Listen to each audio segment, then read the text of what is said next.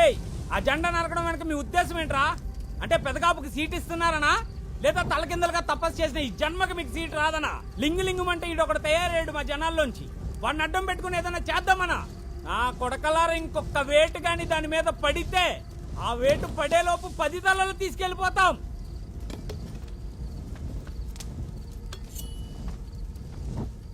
నేను మీలో ఒకనే. నా రక్తం ఎరుపే, నీ రక్తం ఎరుపో కదా నాకు తెలియదు కదా. చూస్తాను నా కొడుకు. ఏదైనా పని చేసే ముందు బలిస్తారు కదా, ఇందాక మర్చిపోయా. ముందు నా కొడుకుని బలిచ్చి తర్వాత దాని సంగతి చూస్తా.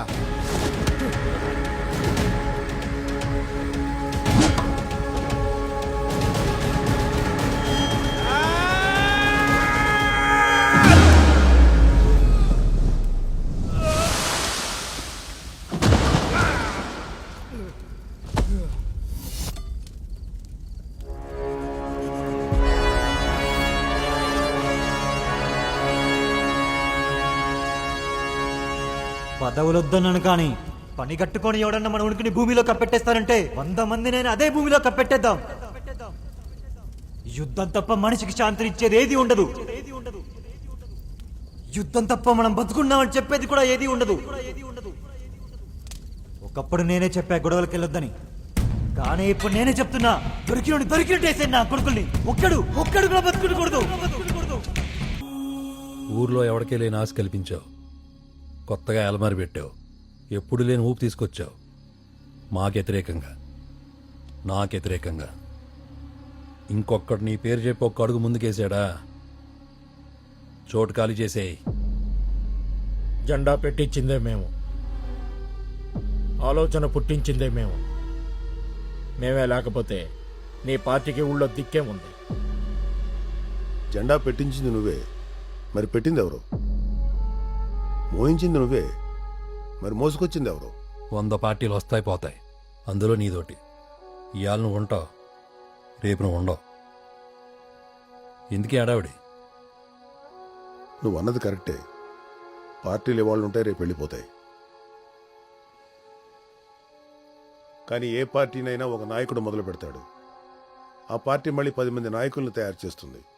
ఇక్కడ పార్టీ ముఖ్యం కాదు, వ్యక్తి ముఖ్యం, వ్యక్తిత్వం ముఖ్యం. ఈ ఊరొచ్చి ఇక్కడ పరిస్థితులు చూసిన తర్వాత నిజం చెప్పాలంటే నా మైండ్లోంచి పార్టీని కూడా పక్కన పెట్టాను. ఒక మనిషి కోసం నిలబడాలనుకున్నాను, అలాంటి వాడి కోసం వెతికాను, కరెక్టుడు దొరికాడు. పార్టీలకి, జెండాలకి, పద్ధతులకి అన్నిటికీ మించి ఒకటి ఉంటుంది, మానవత్వం. అది నీ దగ్గర లేదు, వాడి దగ్గర ఉంది. అందుకనే వాడు ఉంటాడు. నువ్వు ఇంత గట్టిగా చెప్తున్నావు కాబట్టి నేను కూడా చెప్తున్నా. ఇదే ఊర్లో రేపు పొద్దున సెంటర్లో పెదకావు పేరు అనౌన్స్ చేస్తాను. ఏం పీక్కుంటావు పీక్కో.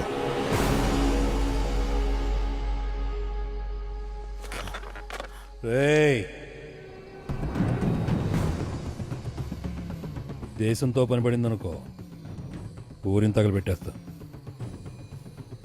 ఊరితో పనిపడిందనుకో, కుటుంబాన్ని తగలబెట్టేస్తా. కుటుంబంతో పనిపడితే మనిషిని తగలబెట్టేస్తాను. మరి అలాంటిది నాతో నాకే పని పెడితే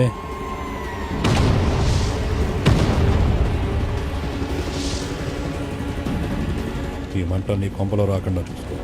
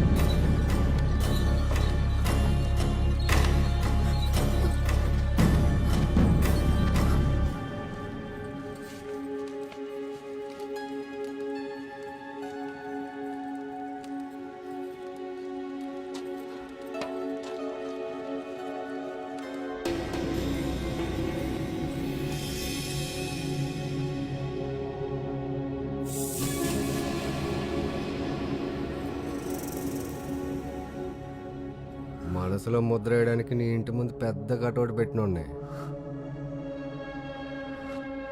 మరి నా స్టాంప్ నా కొడుకుని పుట్టించాలంటే ఇంకేం చెయ్యాలి నిన్ను? చెప్పా ఓ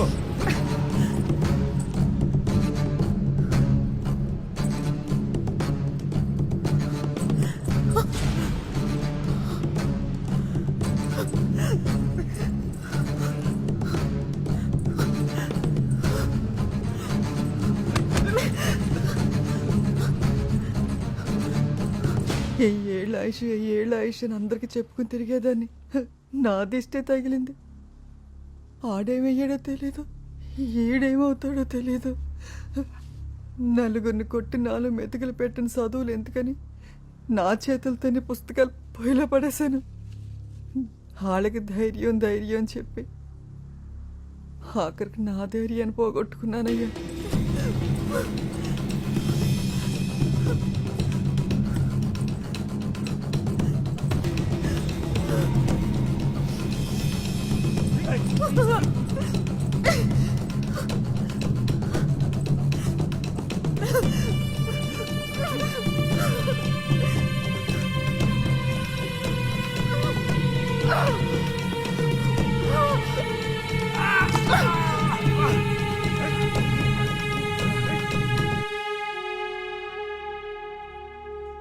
చదువులు బతికించకపోవచ్చు, ధైర్యం బతికించకపోవచ్చు,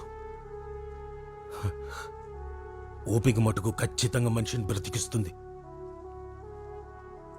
ఎంత ఓపిక లేకపోతే ఒక ఆడది 4 గోడల మధ్య నుండి ఇంత రాజకీయం చేసిందంటావు? అంటే సత్యరంగని చంపడం, మనోడికి సీట్ ఇప్పించాలనుకోవడం వెనకాల ఒకటేంటి? వీటన్నిటి వెనకాల ఎవరున్నారనుకుంటున్నావు? ఎవరయ్యా? ఇంకెవరే? అక్కమ్మ.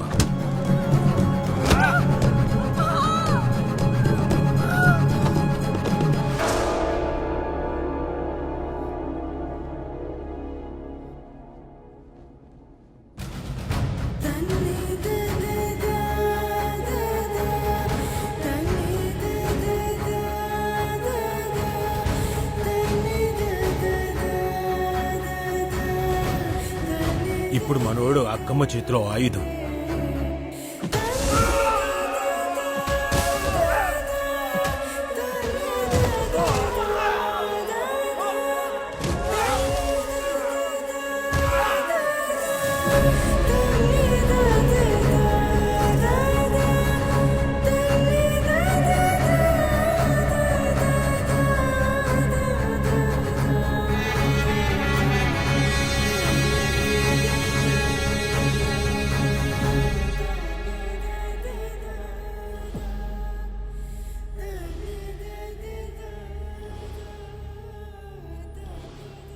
గౌరీ తన వాళ్ళందరినీ పోగొట్టుకున్నా ఒక తల్లిని బిడ్డని కలపాలని దానికోసం అది కూడా బలైపోయింది.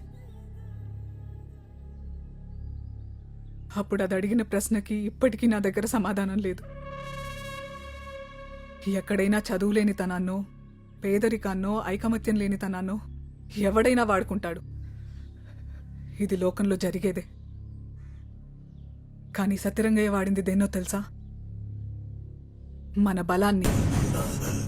అమాయకత్వంతో కూడిన మన పౌరుషాలున్నాయి చూడు, వాటిని వాడాడు. మనం ఎవరికీ తలదించం, ఏ రోజుకి కూడా. అది ఎప్పటికీ దించొద్దు కూడా. ఇప్పటి వరకు ఎవడెవడికో మన బలాన్ని వాడాం. ఇప్పుడు మన కోసం వాడుకుందాం. ఎవరిని తలదించనివ్వకు. తల ఎత్తేలా చెయ్యి. ధైర్యంగా ఉండు. ఆ ధైర్యం నింపడానికే నరికే, అడ్డంగా నరికే నా కొడుకుని.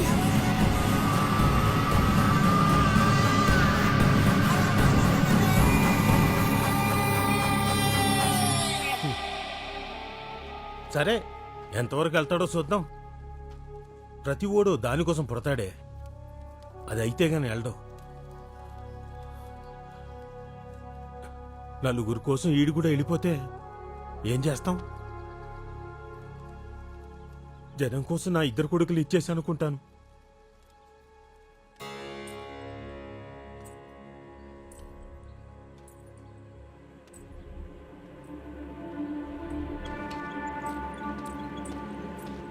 దీనికి ఆడపవరు రక్తం రాయాలండి.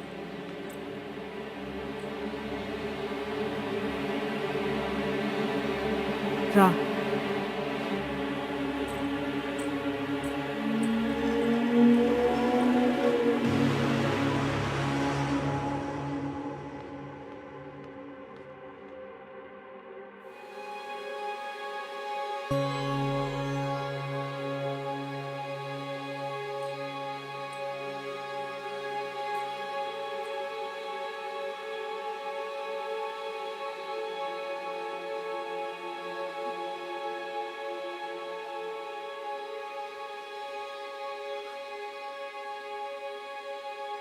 ఎందుకమ్మా నన్ను ఎవరి చేతిలోనో పెట్టాలో వదిలేశావు?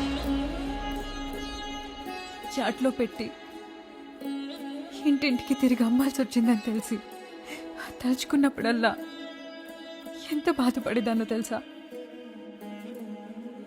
నీ దగ్గరే పెరుగుంటే, ఇక్కడే ఉంటుంటే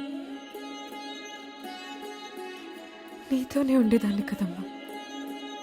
లోకంలో తల్లి నుంచి బిడ్డని వేరు చేస్తే వచ్చే పాపం మరొకట్లేదు. అలాంటిది కన్న తల్లే బిడ్డని దూరం చేసుకుంటే ఎప్పుడుంటానో ఎప్పుడు పోతానో తెలియని బతుకు ఈ కొంపలు నాది. అది నీకు కూడా ఎందుకని భగవంతుడు నీకంటూ 4 నూకలుంచితే ఖచ్చితంగా ఇక్కడికంటే ఇంకెక్కడైనా బాగా బతుకుతావు. ఆ నమ్మకంతోనే వదిలేశాను.